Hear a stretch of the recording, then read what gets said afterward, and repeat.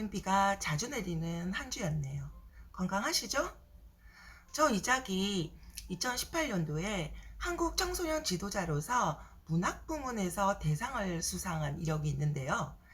그때 두 아이의 엄마이기도 한 기자분이 청소년한테 딱 한 권만 추천할 수 있다면 어떤 책이냐는 그런 질문을 하시더라고요. 한치의 망설임도 없이 나는 데미안이라고 대답했습니다. 그러니까 그 기자님이 선생님 아이들한테 너무 어렵지 않을까요? 이렇게 반문하시더라고요. 그래서 제가 뭐라 그랬게요? 네, 어른이 읽으면 너무 어렵죠. 그러니까 하루라도 빨리 읽히시길요. 자, 이게 무슨 선문답 같은 의미일까요? 오늘은 헤르만 헤세의 데미안을 매개로 나는 누구인가 명작 이작을 진행하도록 하겠습니다. 자, 지금부터 끝까지 시청하시는 분만 그 열쇠를 질 수 있습니다.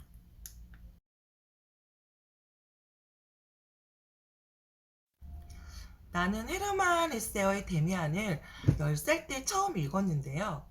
지금도 서재를 청소할 때마다 읽고 싶은 대목만 골라서 부분 독서를 할 만큼 다시 읽고 오래 읽는 고전 명작입니다.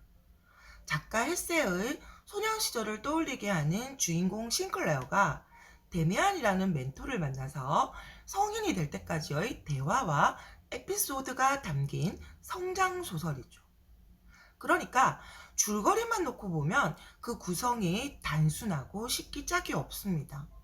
그런데 왜 어렵게 느껴지냐면 주인공 외의 등장인물들 데미안의 어머니인 에바 부인, 그리고 음악가 피스트리우스가 굉장히 지적이고 철학적이며 예술적이기 때문이에요. 근데 싱클레어가 10살 때부터 이야기가 시작되니까 독자가 10살 때 읽기 시작한다면 읽히는 부분만 우선 읽으면 그만입니다. 사실 어떤 좋은 책이든 독자는 자신이 이해하고 수용할 수 있는 만큼만 읽을 수밖에 없는 겁니다. 그렇지 않습니까? 가령 주인공이 나쁜 친구의 입소문을 막기 위해서 돈을 상납할 수밖에 없는 그 책 앞부분을 지금 10살짜리 아이가 읽는다면 자기가 몸담고 있는 그 학교 폭력, 이른바 빵 셔틀을 연상할 겁니다. 주인공 싱클레어의 이 곤혹스러운 상태를 끝장내주는 아주 멋진 데미안 같은 친구를 나도 사귀어야겠구나, 이런 식의 깨달음도 구하겠죠. 어떤 부모님의 아이가 학생으로 살다가 사회인으로 훌륭히 성장해 가면서 누구나 공감할 수밖에 없는 그 유명한 구절은 다들 느낌이 딱 오시고 공감하시죠? 새는 투쟁하며 알에서 나온다. 알은 세계이다. 태어나려는 자는 하나의 세계를 깨뜨려야 한다. 사실 여기에 헤르만 헤세의 작가관 그리고 데미안이라는 책의 주제가 응집되어 있죠. 인간은 평생 비판적 사고력을 갖고 더 나은 환경, 더 나은 세상을 위해서 치열하게 사는 존재이다. 또 그 모든 과정이 다름 아닌 인간의 삶이다. 이런 메시지 아니겠습니까?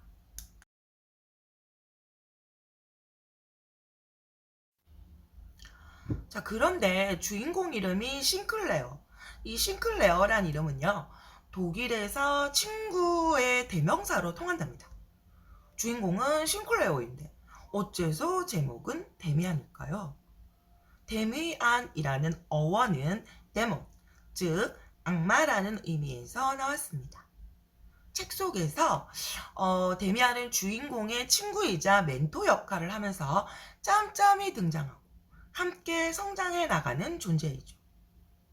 싱클레어와 상반된 가치관을 갖고 있는 듯 하지만 이 책 말미러 갈수록 주인공과 아주 자연스럽게 동일시되는 인물입니다. 이제 싱클레어는 누군가의 자살을 막으면서 그 누군가에게 자신도 데미안 같은 멘토 역할을 하게 되고요. 전쟁터에서 부상을 당해 야전병원에 누워있을 때 싱클레어는 마지막으로 데미안과 만나게 됩니다. 이 두 사람은 소름 끼치게도 어떤 절박한 순간이나 그 필요한 순간에 꼭 만나게 되는데요. 우연일까요? 운명일까요? 아니.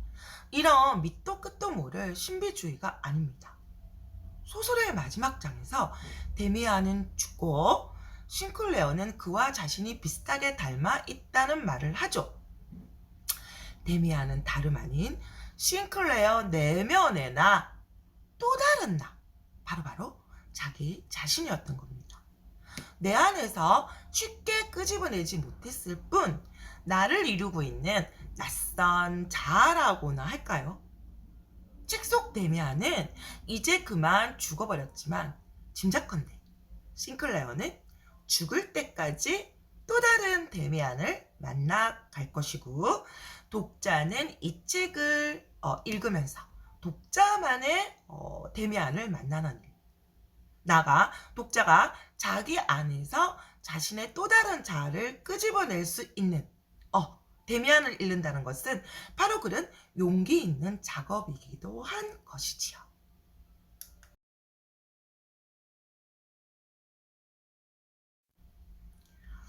이 책 데미안은 한국 독자들에게도 상당히 인기가 있습니다만 우리 정서하고는 좀 맞지 않는 한 부분을 읽으며 못마땅한 질문을 던지는 독자가 많더군요. 그 외에 등장인물 중에 에바 부인 말입니다. 그녀는 데미안의 어머니죠. 너무 늙지 않았고 아름답고 지적이며 기품 있는 여성입니다.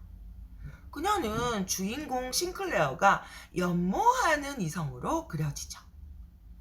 아니, 친구의 엄마를 사랑한다고? 이런 썩을 XYZ들을 만나.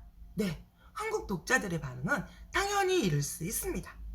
그런데 책을 여러 번 읽다 보면 의혹이 풀립니다. 사실 싱클레어가 사랑하는 여인의 이름은 베아트리체입니다. 그런데 그녀를 그림으로 그리면 다름 아닌 에바 부인이란 겁니다. 눈치 빠른 당신은 퍼뜩 감이 오시죠? 그렇습니다. 에바 부인은 싱클레어의 이상형이란 소리입니다. 짐작컨대 그는 내면의 아름다움이 있는 여성, 그 원숭미를 갖춘 여성을 사랑하며 결혼은 아마 늦게 하지 않을까요? 책 속에서 에바 부인은 이렇게 말하며 싱클레어와 밀당을 합니다. 너의 사랑은 나에게 이끌리는 것이야. 네가 나를 이끌 수 있을 때 내가 너에게로 갈게. 와, 진짜 아름답지만 완벽한 거절이고 세련된 거부의 테크닉이죠. 요컨대 에바 부인이라는 존재는 싱클레어의 이상형의 상징이요. 주인공이 성인 남성이 되기까지의 이성관을 정립시켜주는 그런 역할을 하는 상징적인 인물인 겁니다.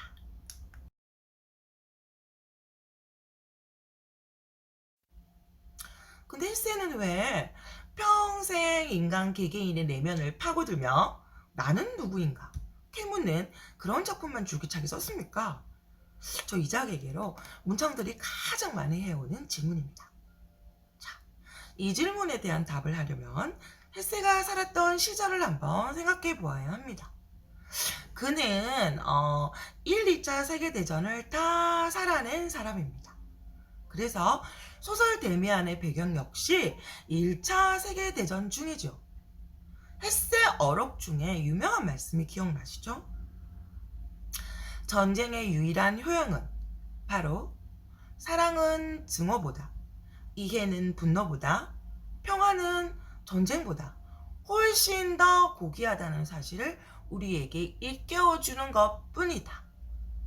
네, 저 이작이 헤르만 헤세의 작품을 애정하는 이유도 사실 그가 평화주의자이고 그의 세계관이 동양적이고 불교적이라는 데 있습니다. 헤세는 살아가면서 독일 군국주의나 나치즘을 모두 거부했는데요. 그래서 조국 독일의 배신자다, 매국노다 이렇게 언론의 지탄을 받고 자신의 모든 저서는 판매 금지되고 출판 금지되었죠. 결국 헤세는 스위스로 이주해서 작품 활동을 할 수밖에 없었어요. 헤세는 성과 악조차도 감히 좋다, 나쁘다로 이분할 수 없는 게 인간이고 또 삶이라고 생각한 작가예요. 자, 다시 아까 질문이 뭐였죠? 왜 그가 개개인의 내면을 파고들며 나는 누구인지 캐묻는 작품만 썼느냐 이거였죠? 헤세는 1, 2차 세계대전을 겪으면서 단 하나뿐인 인간의 목숨이 이념이나 욕망, 아니 광기의 총칼 앞에서 무더기로 소멸되는 전쟁에 충격을 받습니다. 그렇다면 인간 누구나 자기 나름의 목표를 향하여 노력하는 소중한 존재라는 점을 부각시키고 다름 아닌 인간 자기 자신을 면밀히 들여다보고 자기 자신에게 충실하고자 하는 그런 주인공들을 창조해 나갈 수밖에 없었던 것 아닐까요?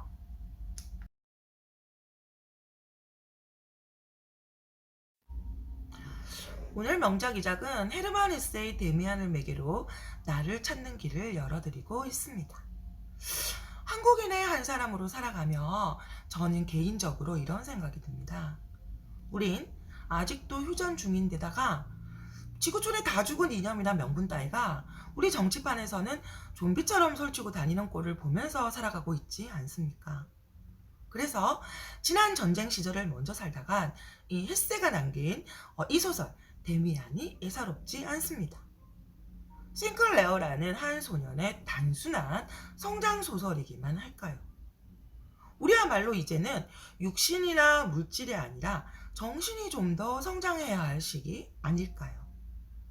우물 속 개구리처럼 내가 아는 범위 안에서의 밝음과 어둠, 선과 악, 정의와 불의, 이런 이분법적인 정근대적 사고방식을 좀 띄워놓고 새처럼 날아올라야 하지 않겠습니까?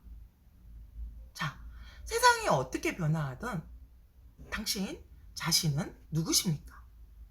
당신이 만나는 데미안은 당신께 어떤 이야기를 하는지 궁금합니다.